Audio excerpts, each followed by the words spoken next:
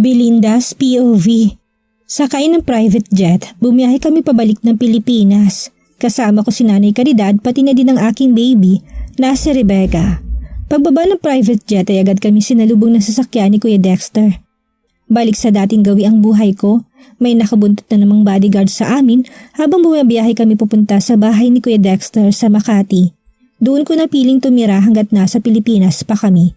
Wala naman akong balak magtagal dahil mas gusto ko manatili na lang ng Germany hanggang sa lumaki si Rebecca. Feeling ko mas safe ang anak ko kapag nandun kami naninirahan.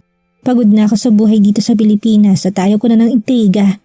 Sa nakalipas na 3 taon, na pananatili ko sa Germany, nagkaroon ako ng peace of mind at muling nanumbalik ang pagiging positive ko sa buhay.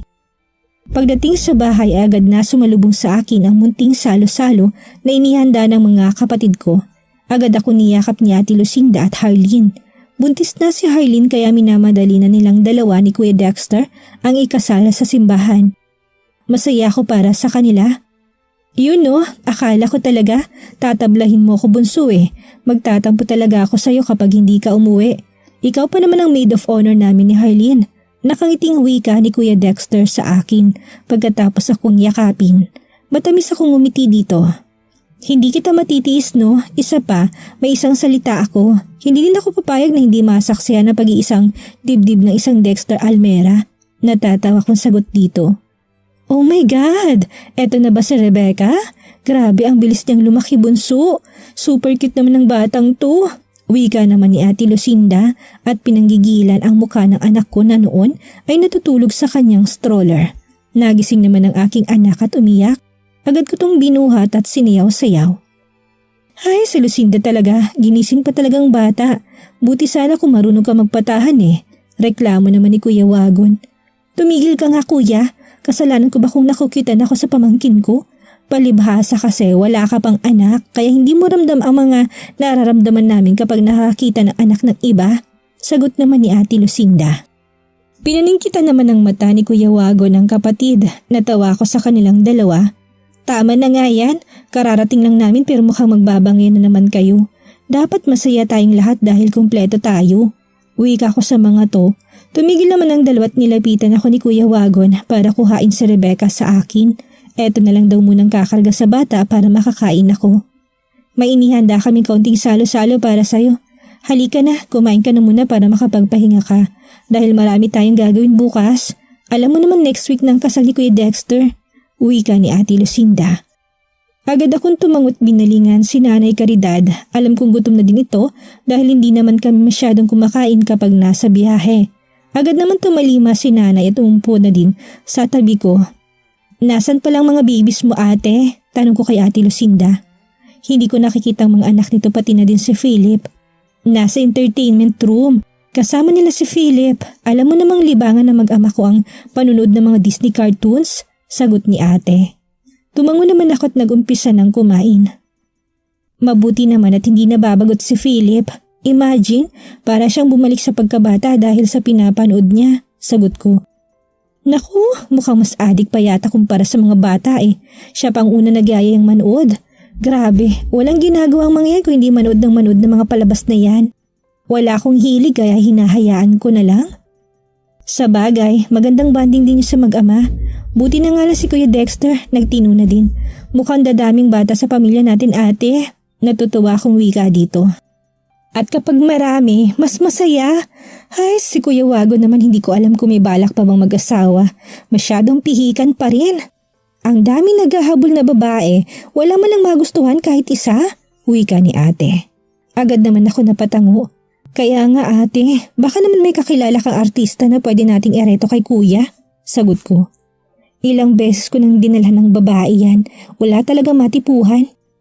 Pero hayaan mo na siya. Baka naman hindi pa pinapanganak ang babaeng para sa kanya. Sagot naman ni Ate Lucinda. Natawa naman ako. Baka naman lolo na si Kuya Wago nun kung hindi pa nga pinanganak ang babaeng para sa kanya. Napapailing na lang ako. Pagkatapos ay hinarap ko na ang pagkain. Buti na lang at hindi na din muling nagsalita si ate. Seryoso na din itong kumakain. Pagkatapos namin kumain ay muli akong hinarap ni Ate Lucinda. Mukhang may importante itong sasabihin base sa seryosong itsura nito. Kinuha naman ni Nanay Caridad si Rebecca kay Kuya Wagon at dinala na sa loob ng bahay. Siya na lang daw munang bahala sa anak ko dahil tsak na marami pa kaming pag-uusapan ni Ate Lucinda. Siya nga pala, Belinda, maraming naghahanap sa'yo noong bigla mo nalang iniwan ng showbiz. Maraming mga speculations lumabas sa media pero lahat ng yun hindi namin sinagot kung saan at bakit bigla mo nalang iniwan ng limelight. Nasa tugatog ka ng kasikatan nun kaya maraming nagtataka kung bakit bigla mong iniwan ang lahat. May mga lumabas na balitang nabuntis ka daw ni Daniel kaya ka biglang ng ibang bansa. Imporma nito sa akin. Natigilan naman ako. Pagkatapos ay marasa ko na pabuntong hininga. Wala na akong pakialam sa sasabihin ng ibang tao, ate. Wala na din akong balak na bumalik pa ng showbiz. Siguro kailangan ko na mag-focus ngayon sa anak ko.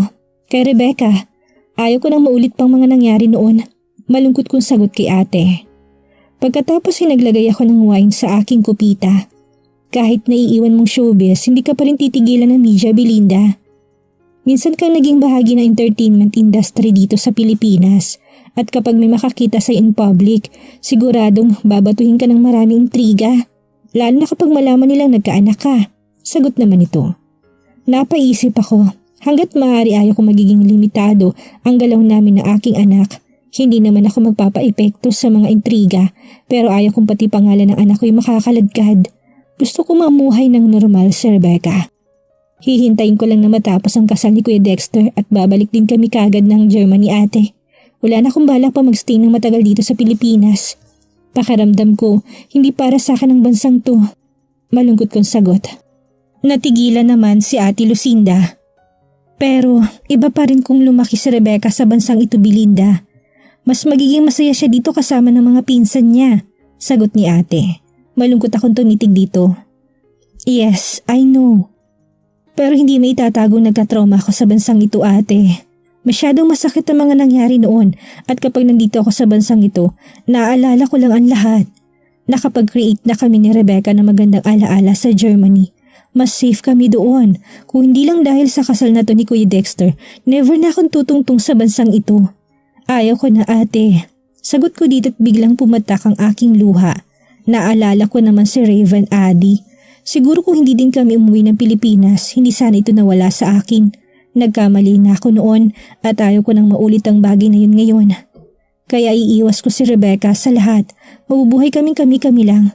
Hindi ko na hayaan pang makilala nitong ama para wala ng gulo pa.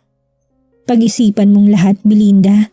Kung kami lang ang masusunod, mas gusto namin na nandito ka sa Pilipinas. At least dito malapit ka sa amin. Pero kung saan ka masaya, wala kaming magagawa kung hindi sang-ayunan lahat ng gusto mo. Sagot ni ate.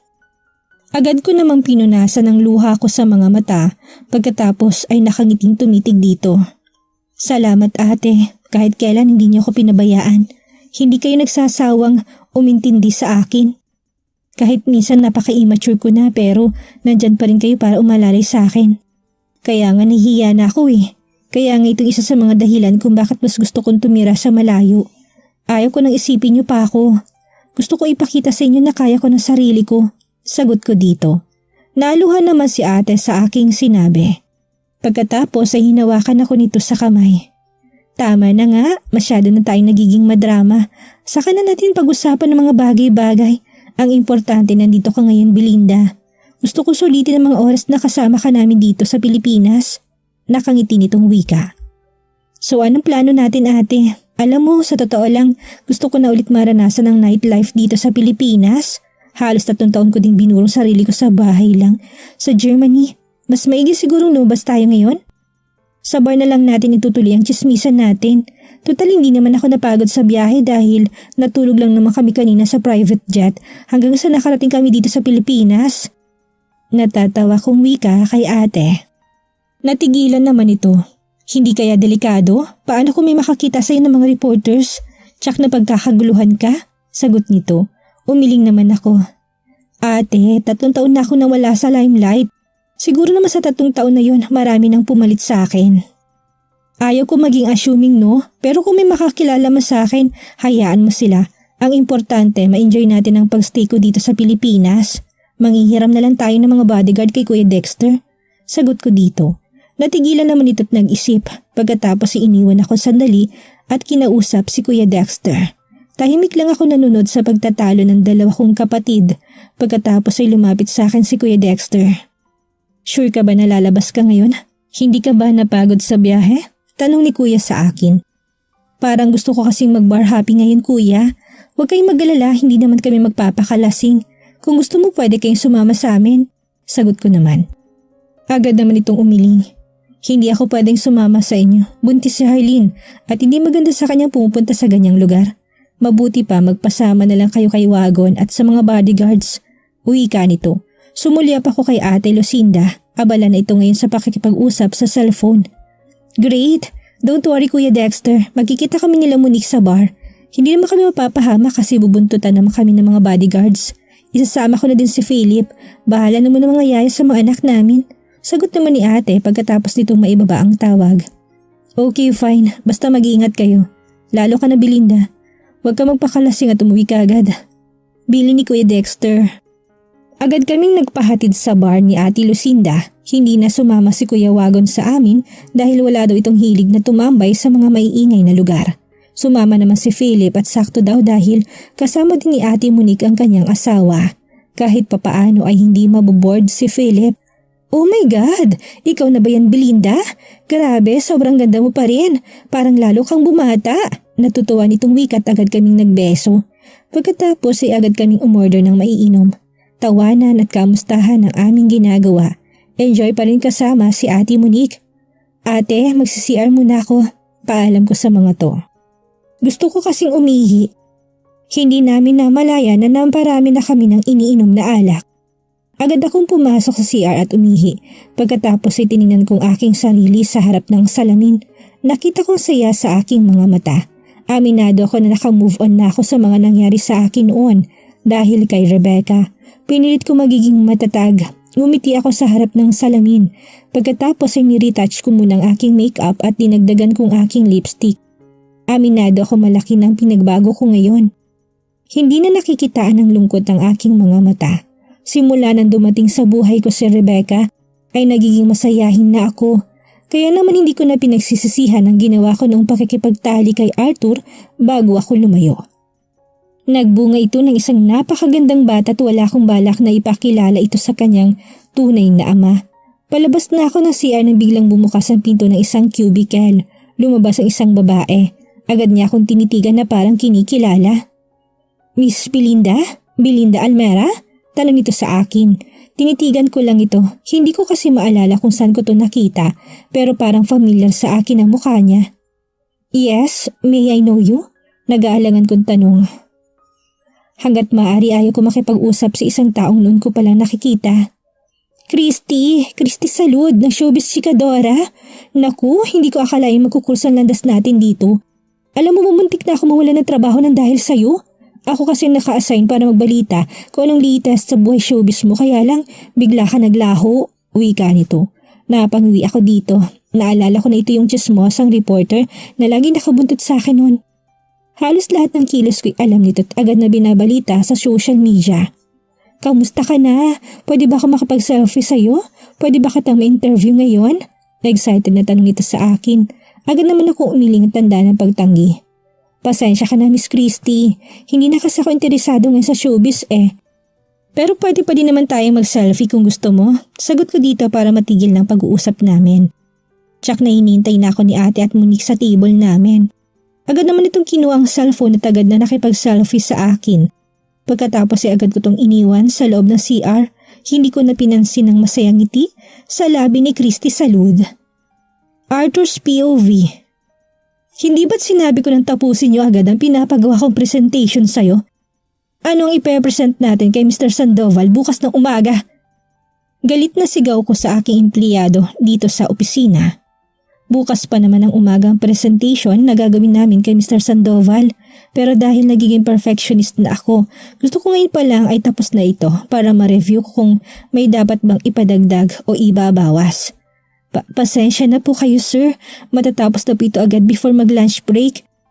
Medyo late na po kasi ina-endorse sa akin ni Miss Ditores ang tukol dito kaya late ko na din po naumpisahan. Pagdadahilan nito. I don't care Mr. Laurel. Basta gusto ko ibigay niyo kagad sa akin ang finished product dahil re-reviewin ko pa yan. Ayaw na ayaw ko ng palpak ng trabaho, Mr. Laurel, alam mo yan. Galit ko sagot dito. Agad naman itong tumangot nagpaalam. Naiwan naman ako sumasakit ang aking ulo dahil sa matinding inis. Itong naging buhay ko sa nakalipas na 3 taon. Binuhos ko buong oras ko sa pagpapayaman. Wala na ako naging balita kay Belinda. Tuluyan na itong naglaho at kahit anong pagpapahanap ko, hindi tumatagpuan ng aking mga tauhan. Siguro, hihintayin ko na lang talaga kung kailan ito muling magpakita.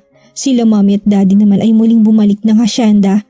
Doon na lang daw gugugulin ang lahat ng oras na natitira nila dito sa mundo. Sinukuan na rin ako. Hindi din sila makademand ng apo sa akin ngayon dahil alam nilang allergy ako sa ganyang usapin. Lalo ko lang naalala sa Raven Addy tuwing inuungkat nila ang pagkakaroon ng apo ulit. Kung hindi lang sana ako naging tanga noon, masaya sana kami nagsasama ni Belinda. Baka nasundan pa si Raven Addy. Kaya lang wala na, sira ng lahat. Siguro tatanda ako mag-isa kung sakaling hindi ko pa mahanap si Belinda. Si Vivian naman ay tuluyan na naglao sa buhay namin. Ang uli kong balita ay tuluyan na itong nakisama kay Herman kasamang anak nilang si Michael. Kaya naman daw nilang ipagamot ang bata sa sakit nitong leukemia kaya hindi na nagpumilit pa sila mommy at dading tumulong sa gastusin sa pagpapagamot. Hanggang ngayon, under observation pa rin ang sakit niya si Michael. Dalangin ko na lang na gumaling to. Galit man ako sa ginawa ni Vivian sa akin, ayaw ko namang idamay ang bata. Kung sakali lalapit sila ulit sa akin at humingi ng tulong para sa pagpapagamot kay Michael, buong puso ko silang tutulungan sa mga gastusin. Kaya lang kasing taas yata ng Mount Everest ang pride ni Herman.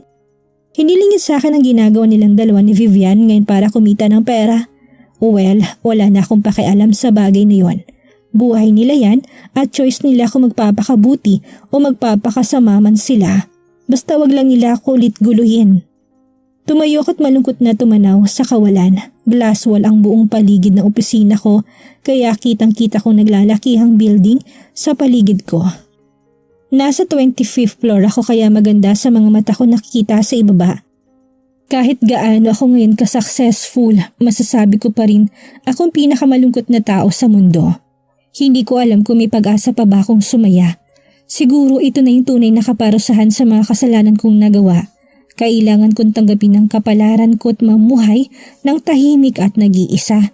Agad ako napalingon nang may biglang pumasok sa loob ng opisina. Nakita ko si Miko kaya naman agad ko itong hinarap.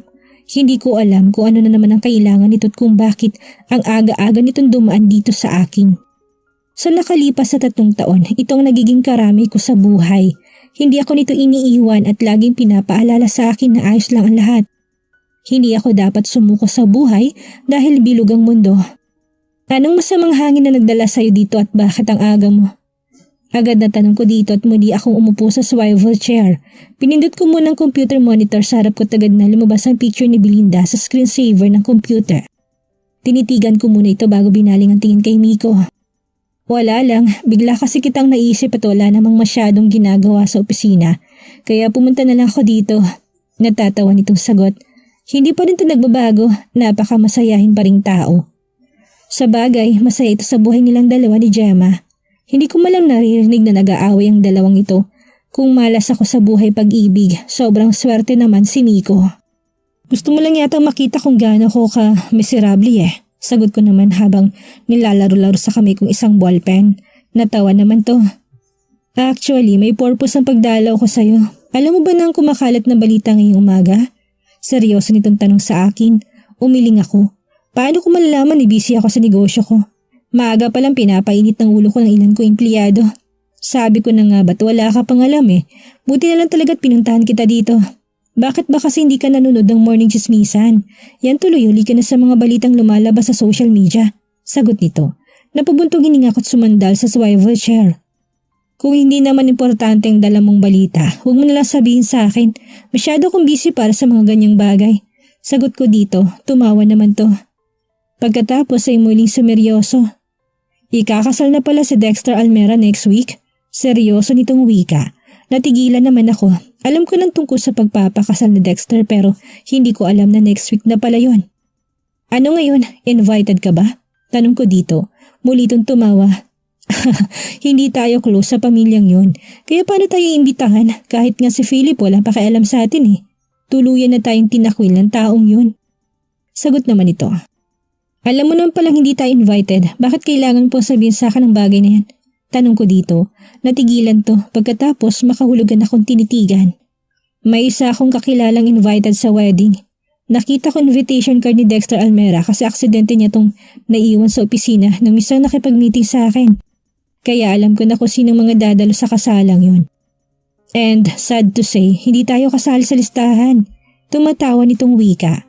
Sinamaan ko naman ito ng tingin kaya muli itong tumawa. Pero alam mo bang may kasali sa invitation card na yun na tsak na matutuwa ka? Sa wakas pare, mukhang tinatapos na ni Belinda ang pagtatago. Siyang maid of honor sa kasal ni Dexter Almera. Pagbabalita nito sa akin. Agad ako natigilan. At eto pa, nakita siya kagabi sa isang bar kasama si Lucinda Almera. Walang hiya pare. Wala man lang tayong kamalay-malay na nagpapagala-gala na pala si Belinda dito sa Pilipinas. Dapat nga, ikaw ang unang makakaalam nito eh. Pero dahil busy ka sa negosyo mo, ikaw tuloy ang huling nakakaalam ngayon. Natatawa nitong wika. Bigla ko napatayo sa sinabi nito. Bigla ko nakadama na matinding kaligayahan at pananabik. Sa wakas, muli ko na makikita pa si Belinda. Para ako maiiyak sa sobrang saya. Ngayon nandito na siya ulit, hindi na ako makakapayag pa na muli niya akong pagtaguan. Hindi na ako papayag na muli siyang lumayo sa akin. Check your email pare, naisan ko na sa mga kuha kay Belinda kagabi sa bar. Aalis na ako dahil may meeting pa pala ako mamayang alas 11. Uwi ka ni Miko agad na umalis. Naiwan naman akong biglang napaupo sa swivel chair at binuksan ang email ko. Hinanap ko kagad ang galing kay Mikong email at laking tuwa ko nang makita ang mga larawan ni Belinda. Kuha nga ito sa isang bar. Agad akong naluha nang muli kong masilayan ang maganda nitong mukha. Lalo itong gumanda ngayon. Maaliwalas ang kanyang aura at halatang masaya ito sa buhay niya ngayon. Bigla ako nakadama ng takot. Paano kung tuluyan na ito nakamove on? Paano kung totoo ang chismis na kumakalat noon na nabuntis ito ni Daniel kaya biglang nagtago? Pero imposible, kahit kailan, hindi inamin ni Daniel ang tungkol sa chismis niyan. Sa katunayan nga may ibang nobya na din ito ngayon. Vivian's POV. Hayop ka Herman! Basta mo nalang pinasugal ang binayad sa atin ni Mr. Tan? Alam mo bang kailangan natin bumili ng gamot ni Michael? Ano bang nangyayari sa'yo't bakit habang tumatagal, lalo kang nalululong sa sugal? Galit na wika ko kay Herman. Kakauwi lang nito tagad na hinanapan ako ng pera, gayong ito ngang may hawak sa lahat ng kinikita ko sa paggawa ng porno. Tuluyan na ako nalubog sa putikan sa pag-aakalang ito lang ang paraan para masuportahan namin lahat ng pangangailangan ni Michael. Malaking halaga pang kailangan naming ipunin dahil sobrang mahal ng mga gamot pati na din ang chemotherapy. Hanggang ngayon, patuloy naming nilalaban ang buhay ng anak ko. Pero kasabay naman na lahat ng ito ay ang pagkalulong sa sugal ni Herman. Malaking kinikita ko pero hindi pa rin kami nakakaahon dahil ako lang naman ang inaasahan ni Herman. Nagpapasarap lang ito sa buhay at puro sugal ang nasa isipan. Hindi ako makakawala dito dahil lagi nitong pinapantakot ang anak namin na si Michael. Ilang beses na din nag-alok ng tulong si Doña Alicia Vargas pero nireject ko to dahil na din sa kagustuhan ni Herman. Kaya naman na daw namin ipagamot si Michael mula sa kinikita ko. Pwede ba Vivian? Tigilan mo na nga yung kakabunganga mo. Ano bang pinagmamalaki mo? Gusto ko lang magpalago ang perang hawak natin kaya ako nagsusugal. Masama bang hangarin kung gusto kitang matulungan? Inis na sagot ni Herman sa akin. Wala talaga akong hawak na pera ngayon dahil nasa kanya naman ang lahat. Hindi pa nga kami nakakabayad dito sa bahay na inupahan namin. Ilang beses na akong sinisingil ng may-ari ng paupahan pero lagi na lang ako nagdadahilan dahil wala naman talaga akong pera. Si Herman na din kasi dapat ang magbigay ng bayad pero ayon sa landlady, last month pa raw hindi nagbibigay ng bayad sa upa si Herman. Pinapaalis na nga kami't buti na lang ay napakiusapan ko. Paano hindi ako magbubunganga?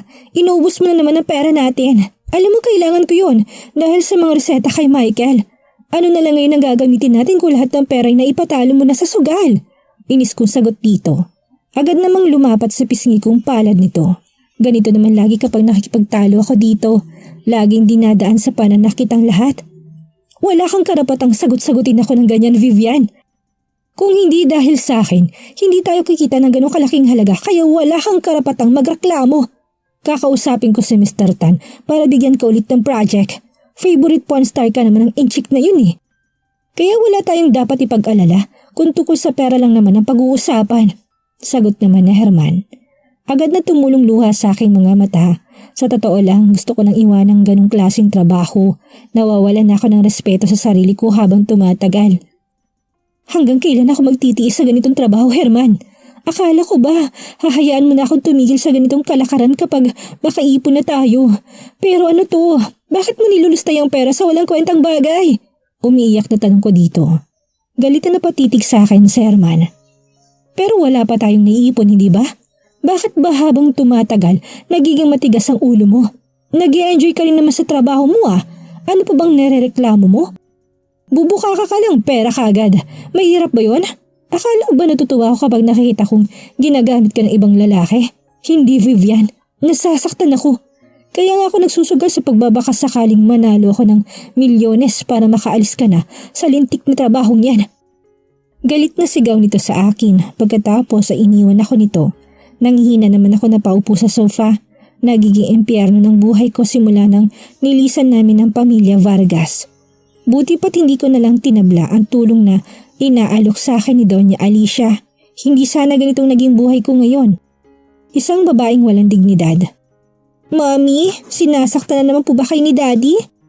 Agad ako napapunos ng luha nang marinig kong boses ng aking anak. Pilit akong ngumiti nang nilingon ko to. Dahan-dahan itong naglakad papunta sa akin. 6 years old ng anak ko pero napakapayat ito sa kanyang tunay na edad. Maputla din at halata dito na may iniindang sakit. No baby, okay lang ako. Bakit ka lumabas ng kwarto mo? Nagugutom ka ba? Umiyak ang tanong dito. Pagkatapos ay hinaplos ko ang maputla nitong mukha. Narinig ko po kasing nag-aaway kayo ni Daddy. Sana po huwag na kayong laging mag-away. Love ko naman po kayo pareho eh. Naiiyak na wika nito pagkatapos ay pinunasan itong luha sa aking mga mata gamit ang kanyang palad. Lalo naman akong naluha. Parang kinukurot ang puso ko dahil sa sinabi nito. Kung pwede nga lang na hindi na kami magtalo pa ni Herman. Kaya lang sobra na kasi ang ugali niya. Pumayag na nga ako sa lahat ng gusto niya pero nagawa pa rin niya akong saktan. Nagawa niyang ipatalo sa sugal ang perang pinaghirapan at pinilit kong kitain kapalit ng katawan ko. Don't worry baby, hindi na kami mag-aaway ni Daddy. Sige na anak, bumalik ka na muna sa kwarto dahil magluluto pa ako ng food natin. Naiiyak kong sagot dito. Pagkatapos ay hinalikan ko ito sa noo. Tumalima naman ito't dahan-dahang naglakad pabalik ng kwarto. Hindi ko alam kung ito na ba ang karma sa lahat ng mga kasalanan na nagawa ko noon. Kung hindi lang sana ako nagiging padalos-dalos sa desisyon sa buhay ko, hindi ko sana naranasan ng ganitong hirap. Alam kong makasalanan akong tao, pero sobra naman yata ang parusang ito. Binigyan nga ako ng anak, naging sakiti naman. Tapos naging porn star pa ako para mabuhay lang kami. Wala din akong maasahan kay Herman dahil lalo ko nitong nilulubog sa putikan. Hindi ko alam kung hanggang kailan ko matitiis ang ganitong pasakit, pero sana naman maghimala ang langit. Sana naman makaahon ako sa putikan na to at gumaling ng anak ko. Pagod na ako. Pagod na ako. Anong buhay pa kaya ang naghihintay sa maginang Vivian at Michael? Magawa pa kayang makaahon ni Vivian buhat sa pagkakalugmok? At si Arthur, anong gagawin niya para muling makuha si Belinda? Malaman kaya niya na nagbungang nangyari sa kanila ni Belinda? Yan ang ating aalamin sa susunod nating kabanata.